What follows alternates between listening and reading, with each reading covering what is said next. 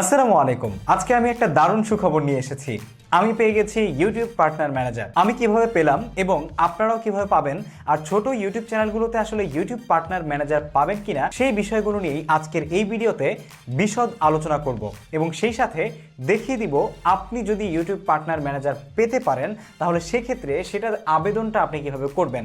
একদম আমি আমারটা যেভাবে করেছিলাম এ টু জেড আপনাদেরকে দেখাবো। দেখুন, অনেকেই হয়তোবা বুঝবেন না যে ইউটিউব পার্টনার ম্যানেজার কি।